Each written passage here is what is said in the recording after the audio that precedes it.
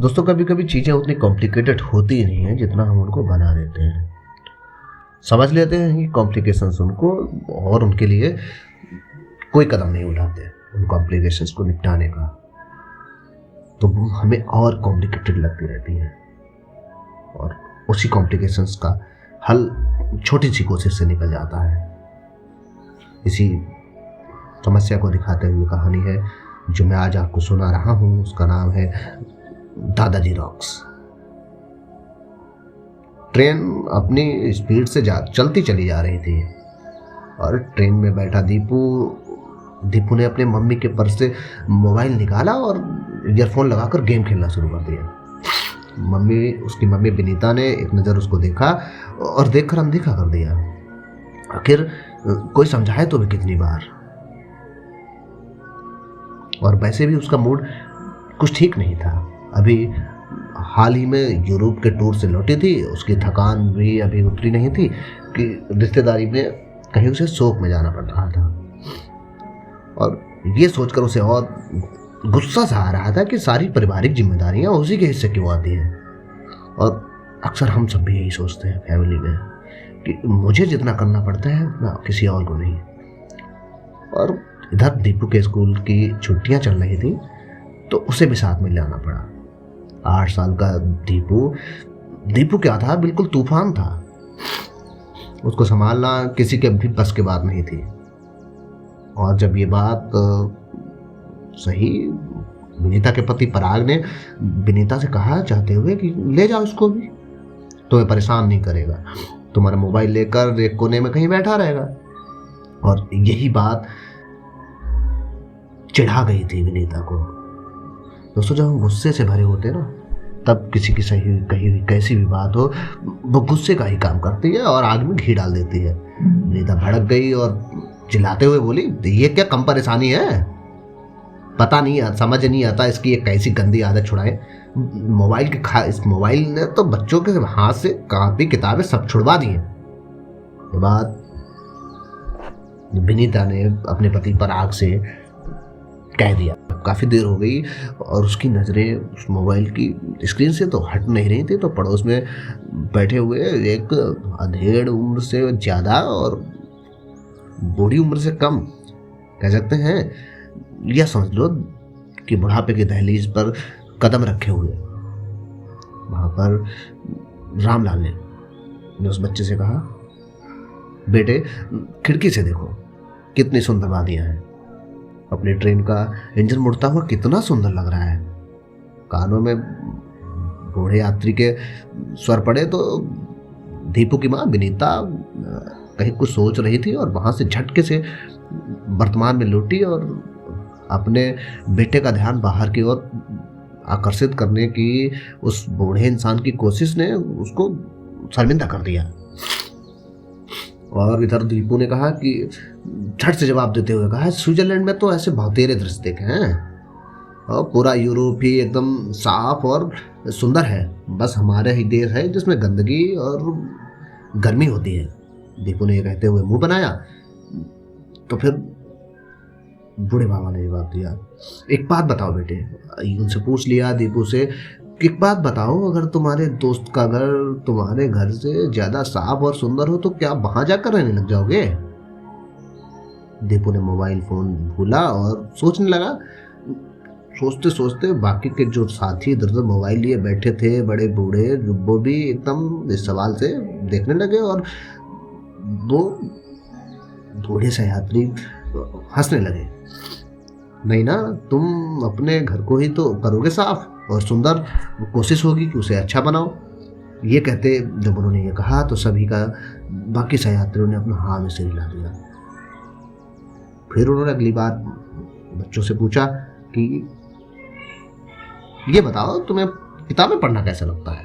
मेरे पास ढेर सारी कॉमिक्स हैं, कार्टून के साथ साथ पंचतंत्र की कहानियां। और ये कहते गए तो उन्होंने अपनी सीट के नीचे से अपना बैग खींचा। पिंकी, बिल्लू, चाचा चौधरी, मीराबाई, राणा प्रताप जैसे मशहूर किरदारों से भरी एक से एक नायाब किताबें निकालना शुरू कर दिया। तो जब किताबें निकाली तो इधर उधर बैटमैन स्पाइडरमैन बनकर कूदते फांदते बच्चे जो अब तक लोगों की नाक में दम किए हुए थे वो भी आ गए और अपने अपने पसंद की किताबें खींचने लगे।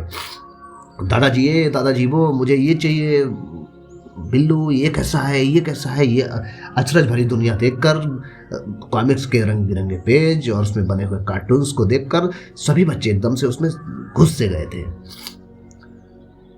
और जब विनीता को बहुत ही अचरज हुआ, उसने देखा कि उसके बेटा दीपू भी मोबाइल छोड़कर उन किताबों को टटोलने लगा। पास में बैठे एक लेडीज महिला सहयात्री ने देखा तो कमेंट किया, अरे दादाजी आप तो चलते फिरते लाइब्रेरी हैं, मानना पड़ेगा अपने बच्चों बड़ों सबको बिजी कर दिया एकदम से। और जब उनको ये बातें हुई तो दादाजी ने नजरें उठाई तो देखा कि बच्चों के साथ साथ में बड़े भी किताबें उठाकर पन्ने पलटने लगे और कुछ तो उनके एक आध पन्नों को पढ़ने भी लगे थे। दादाजी ने कहा, लत अच्छी हो या बुरी, एक बार लग जाए तो फिर छूटती नहीं है। मैं तो चाहता हूँ बच्चे बड़ों सबको पढ़ने लिखने की लत लग जाए। और अपने पोते पोती को मैं दिन भर छुट्टियों में टीवी और फोन में घुसा देखकर मैंने एक छोटी सी लाइब्रेरी शुरू की थी और शुरुआत में तो मुझे टाइम देना पड़ा, लेकिन अब बच्चे उसको संभाल लेते हैं। जब भी सफर पर निकलता हूँ तो जो 4 किताबें मैं भी साथ डाल लेता हूँ। ये बात दादाजी ने कही तो पास में बैठी हुई दूसरी महिला बोली, अच्छा तो फिर आपके आसपास रहने वाली माओ का सिरदर्द तो बिल्कुल खत्म हो गया होगा। इस बात को सुनकर विनीता थोड़ी उत्सुकता दर्शाई, मतलब थोड़ा उसमें इंटरेस्ट दर्शाया और उसके बाद कहा कि बच्चों में पढ़ने लिखने की आदत बन रही है और वरना कंप्यूटर मोबाइल के ज़माने में तो आजकल बच्चे हाथ से लिखना तो भूल ही गए। ये बात सुनकर बात के समर्थन में ट्रेन के डिब्बे में कानाफूसी होने लगी और जो बच्चों के दादाजी थे अब तक और पूरे कोच के दादाजी बन गए थे। और धीरे धीरे सब बच्चे अपना परिचय देने लगे। दीपू ने कहा, मेरा नाम दीपू दीपंकर, मनु मानस चिंकी नाम में आया नन्ही चिंकी जिसने अभी तक पढ़ना लिखना नहीं सीखा था, दादाजी से पूछ बैठी कि आपका नाम क्या है। दादाजी ने जवाब दिया, दादाजी। नन्ही चिंकी ने फिर से पूछा कि स्कूल में भी यही नाम है। तो ये सारे बच्चे ये सुनकर खिलखिला पड़े और पास में बैठे दीपू ने उस छोटी सी चिंकी से कहा, दादाजी स्कूल नहीं जाते, घर पर ही रहते हैं। चिंकी ने यह बात सुनी तो पलट कर कहा कि सच। बहुत ही अचानक से उस आश्चर्यजनक होकर उसने कहा, सच मेरे घर में तो नहीं है, मुझे तो प्ले स्कूल से लौटकर घर में अकेला ही रहना पड़ता है। ये सुनकर चिंकी के माता पिता जो उसके पास में थे उनके चेहरे पर अपराध बोध उभर आया, लेकिन दादाजी ने यह कहते हुए स्थिति को संभाल लिया कि यह तुम्हारे अच्छे भविष्य के लिए ही तो ऐसा कर रहे हैं। और ये कहते हुए उन्होंने एक सवाल पूछ लिया। सवाल था कि और उन्होंने कहा कि चलो ठीक है, मैं तुमसे कुछ सवाल पूछूंगा और जो सही जवाब देगा उसको उसकी मनपसंद किताब दे दी जाएगी। ये कहते हुए उन्होंने बच्चों से उनके मनपसंद सवाल पूछे जो ट्रेन से जुड़े थे। पिछला स्टेशन कौन था, अगला कौन सा है, पिछला स्टेशन किस लिए प्रसिद्ध था, और ऐसी ऐसी तमाम सारी चीज़ें पूछी और बच्चों को उपहार देने लगे। धीरे धीरे उन्होंने बच्चों को बताया कि हमें बच्चों हमको बांसुरी की तरह होना चाहिए, फुटबॉल की तरह नहीं।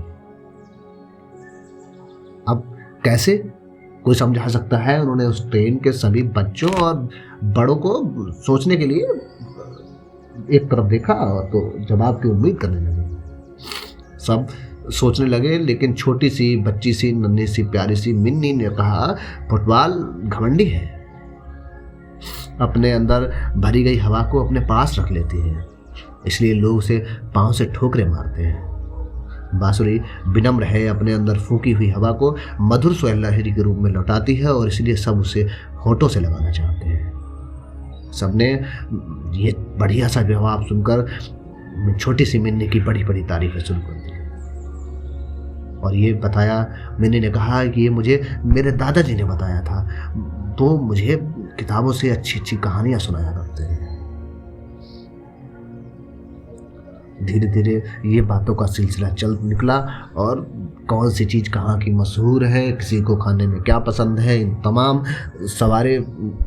सारे सवालों के बीच अगला स्टेशन आ गया। और वो स्टेशन जहाँ पर दादाजी को उतरना था। सभी बच्चे एकदम से अपने सहयात्री को जाते देख थोड़ा सा मायूस हो गए। फिर वहाँ पर दीपू की माँ विनीता ने दादाजी से कहा कि अगर आपसे कभी दोबारा मुलाकात हो तो कैसे होगी। इस बात का जवाब दादाजी खोजते कि उससे पहले उन्होंने अपना मोबाइल निकाला और देखा कि सभी जब उन्होंने मोबाइल निकाला तो ट्रेन में बैठे हुए सभी सहयात्री चक्कर में पड़ गए। ये बूढ़े से किताबों के शौकीन दिखने वाले दादाजी एंड्रॉयड फ़ोन इस्तेमाल करते हैं, किसी ने सोचा नहीं था। ये सोचकर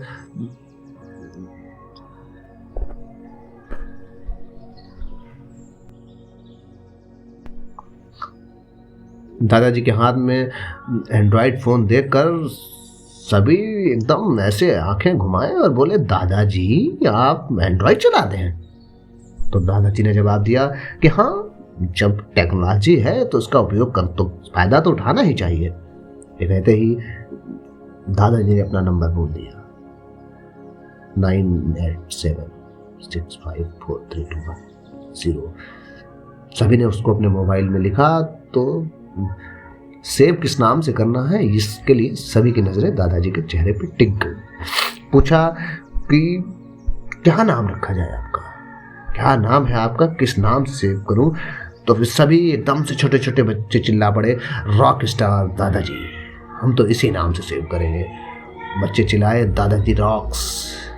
बच्चों के साथ सारे यात्री भी एकदम उल्लास से चिल्ला उठे। दोस्तों, इतनी सी आज की कहानी, और इस कहानी को लिखा है संगीता ने, और इसको मैंने लिया है सहेली के मैगजीन नामक फेसबुक पेज से। दोस्तों, अगर आपको मेरी कहानी अच्छी लगी है, मेरा प्रयास आपको लगता है कि इस तरीके के प्रयास मैं करता रहूं, तो एक बार इस कहानी के में आप कमेंट करके मेरा उत्साहवर्धन करेंगे। Thank you.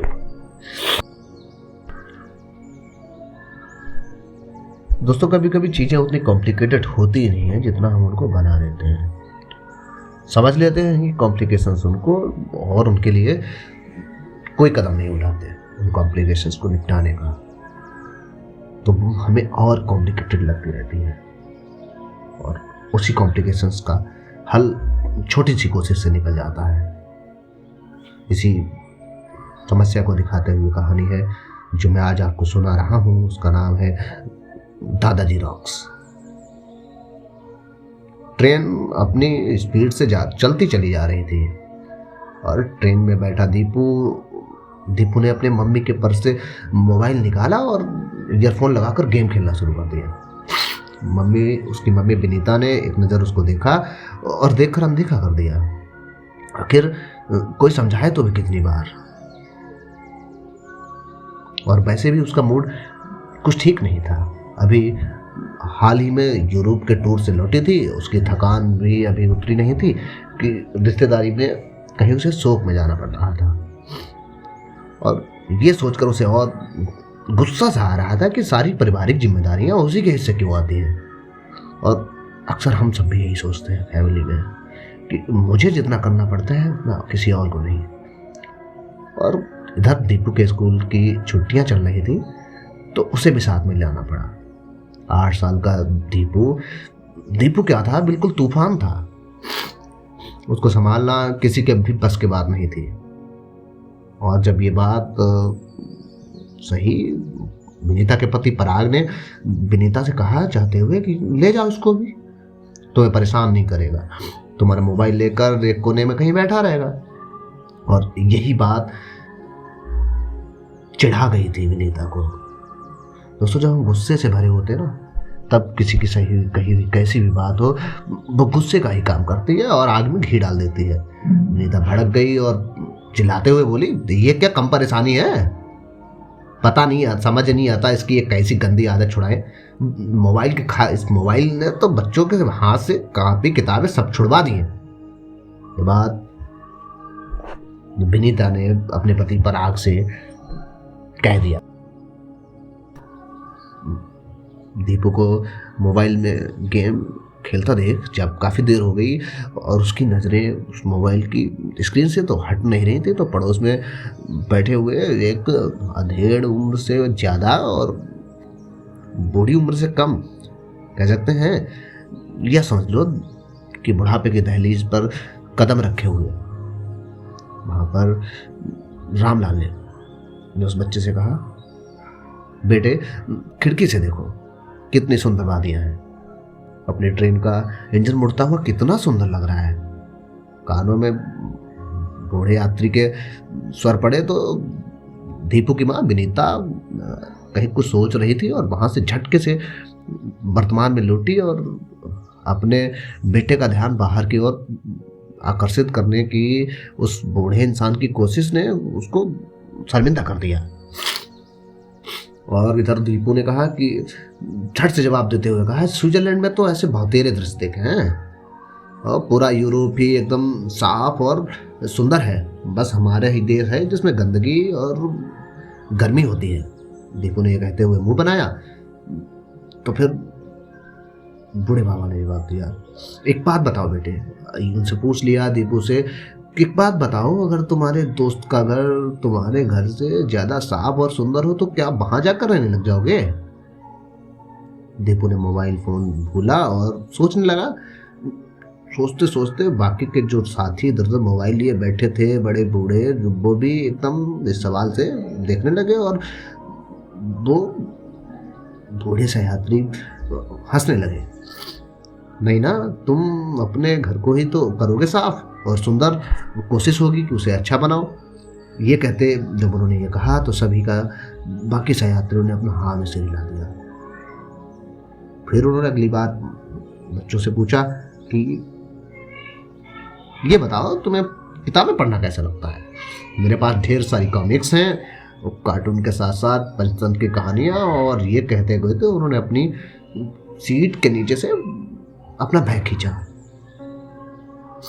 पिंकी, बिल्लू, चाचा चौधरी, मीराबाई, राणा प्रताप जैसे मशहूर किरदारों से भरी एक से एक नायाब किताबें निकालना शुरू कर दिया। तो जब किताबें निकाली तो इधर उधर बैटमैन, स्पाइडरमैन बनकर कूदते फांदते बच्चे जो अब तक लोगों के नाक में दम किए हुए थे वो भी आ गए और अपने अपने पसंद की किताबें खींचने लगे। दादाजी वो मुझे ये चाहिए, बिल्लू ये कैसा है, ये कैसा है। ये अचरज भरी दुनिया देखकर, कॉमिक्स के रंग बिरंगे पेज और उसमें बने हुए कार्टून्स को देखकर सभी बच्चे एकदम से उसमें घुस से गए थे।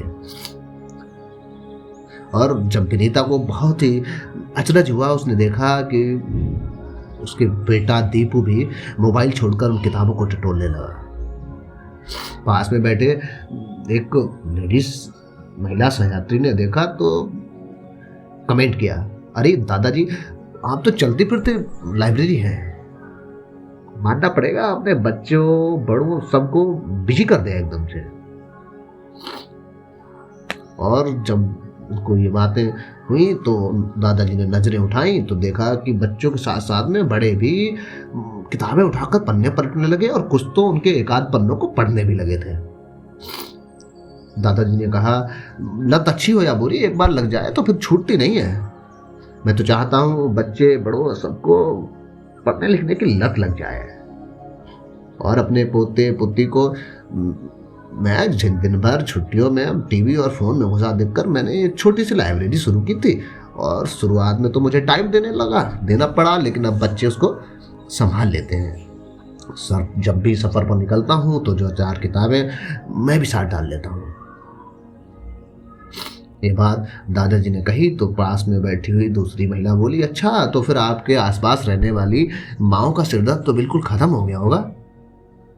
इस बात को सुनकर विनीता थोड़ी उत्सुकता दर्शाई, मतलब थोड़ा उसमें इंटरेस्ट दर्शाया और उसके बाद कहा कि बच्चों में पढ़ने लिखने की आदत बन रही है, और वरना कंप्यूटर मोबाइल के ज़माने में तो आजकल बच्चे हाथ से लिखना तो भूल ही गए। ये बात सुनकर बात के समर्थन में ट्रेन के डिब्बे में कानाफूसी होने लगी, और जो बच्चों के दादाजी थे अब तक, और पूरे कोच के दादाजी बन गए थे। और धीरे धीरे सब बच्चे अपना परिचय देने लगे। दीपू ने कहा, मेरा नाम दीपू दीपंकर, मनु, मानस, चिंकी नाम में आया नन्ही चिंकी, जिसने अभी तक पढ़ना लिखना नहीं सीखा था, दादाजी से पूछ बैठी कि आपका नाम क्या है। दादाजी ने जवाब दिया, दादाजी। नन्ही चिंकी ने फिर से पूछा, स्कूल में भी यही नाम है? तो ये सारे बच्चे ये सुनकर खिलखिला पड़े। और पास में बैठे दीपू ने उस छोटी सी चिंकी से कहा, दादाजी स्कूल नहीं जाते, घर पर ही रहते हैं। चिंकी ये बात सुनी तो पलट कर कहा कि सच? बहुत ही अचानक से उस आश्चर्यजनक होकर उसने कहा, सच? मेरे घर में तो नहीं है, मुझे तो प्ले स्कूल से लौटकर घर में अकेला ही रहना पड़ता है। ये सुनकर चिंकी के माता पिता जो उसके पास में थे, उनके चेहरे पर अपराध बोध हो गया। लेकिन दादाजी ने ये कहते हुए स्थिति को संभाल लिया कि ये तुम्हारे अच्छे भविष्य के लिए तो ऐसा कर रहे हैं। और ये कहते हुए उन्होंने एक सवाल पूछ लिया। सवाल था कि, और उन्होंने कहा कि चलो ठीक है, मैं तुमसे कुछ सवाल पूछूंगा और जो सही जवाब देगा उसको उसकी मनपसंद किताब देनी है। ये कहते हुए उन्होंने बच्चों से उनके मनपसंद सवाल पूछे जो ट्रेन से जुड़े थे। पिछला स्टेशन कौन था, अगला कौन सा है, पिछला स्टेशन किस लिए प्रसिद्ध था, और ऐसी ऐसी तमाम सारी चीज़ें पूछी और बच्चों को बाहर देने लगे। धीरे धीरे उन्होंने बच्चों को बताया कि हमें दोस्त बच्चों, हमको बांसुरी की तरह होना चाहिए, फुटबॉल की तरह नहीं। अब कैसे कोई समझा सकता है? उन्होंने उस ट्रेन के सभी बच्चों और बड़ों को सोचने के लिए एक तरफ देखा और तो जवाब की उम्मीद करनी।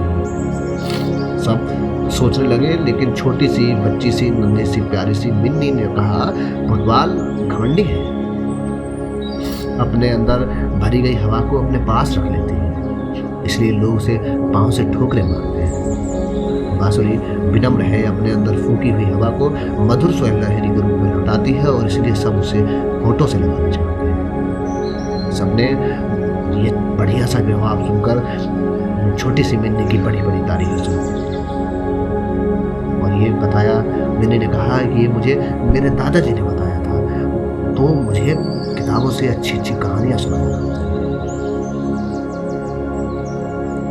धीरे धीरे ये बातों का सिलसिला चल निकला, और कौन सी चीज़ कहाँ की मशहूर है, किसी को खाने में क्या पसंद है, इन तमाम सारे सवालों के बीच अगला स्टेशन आ गया। और वो स्टेशन जहाँ पर दादाजी को उतरना था। सभी बच्चे एकदम से अपने सहयात्री को जाते देख थोड़ा सा मायूस हो गए। फिर वहाँ पर दीपू की माँ विनीता ने दादाजी से कहा कि अगर आपसे कभी दोबारा मुलाकात हो तो कैसे होगी। उस बात का जवाब दादाजी खोजते कि उससे पहले उन्होंने अपना मोबाइल निकाला और देखा कि सभी जब उन्होंने मोबाइल निकाला तो ट्रेन में बैठे हुए सभी सहयात्री चक्कर में पड़ गए। ये बूढ़े से किताबों के शौकीन दिखने वाले दादाजी एंड्रॉयड फ़ोन इस्तेमाल करते हैं, किसी ने सोचा नहीं था। ये सोचकर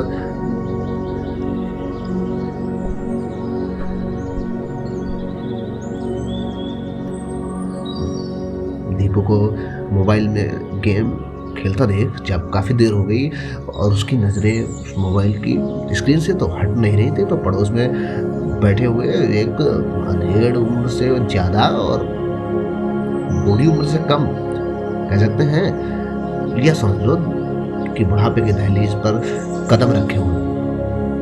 वहाँ पर रामलाल ने उस बच्चे से कहा, बेटे खिड़की से देखो कितनी सुंदर वादियाँ हैं।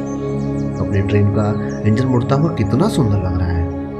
कानों में बूढ़े यात्री के स्वर पड़े तो दीपू की माँ विनीता कहीं कुछ सोच रही थी और वहां से झटके से